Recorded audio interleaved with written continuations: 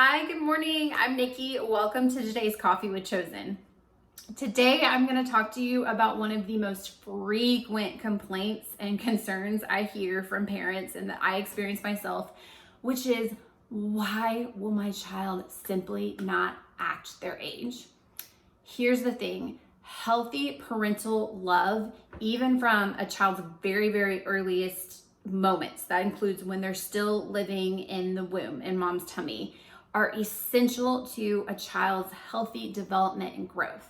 So if you have a child who experienced any kind of inconsistency in care, even if it was inconsistency in prenatal care, if the mom was really stressed during the pregnancy, if after they were born they had different caregivers, if they experienced abuse, trauma, or neglect, these are going to have pretty significant impacts on a child's development. So we would expect naturally for a 4-year-old to be completely potty trained. We would expect naturally for an 8-year-old to be able to clean up their own room without help. We would expect a 16-year-old to be able to do homework or sit there and do their schoolwork without you having to sit with them the whole time like you would a much younger child. The thing is that we often see, if you're raising a child who's gone through trauma, we'll often pretty quickly see that they often don't meet those same expectations that we put on them based on that age that's on their birth certificate.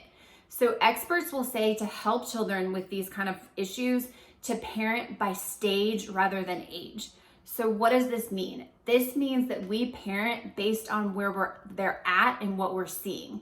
So oftentimes children who have gone through trauma or had these lapses in the consistent care, even from a really, really early age, they will function in many ways at half of what that age is on their birth certificate. So you may have an 8-year-old that has many developmental factors that look more like a 4-year-old. So this is really important to remember in our parenting. So if we're parenting by stages rather than ages, if you have a 4-year-old that is having problems with wetting themselves, you need to think about how you would treat a child based on that stage. So how would you treat a child that is 2 years old that's still potty training? You wouldn't yell, scold, and discipline them for having accidents. You would teach them. You would have systems in place to help them progress from that stage. If you have an 8-year-old child that won't pick up their room on their own, you need to think about what you would do for a child who's 4. You would sit there and have, again, systems set in place for them. You would teach them exactly what they need to do in their room. You would even go and clean their room with them to show you exactly what needs to be done.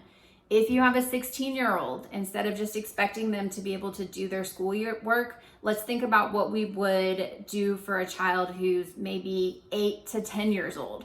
So we would be more on top of their assignments. As parents, we would be helping them break down their assignments into smaller tasks. We would be very involved with their teachers, making sure that we know what the assignments are and what they need to complete. We would do some of it with them.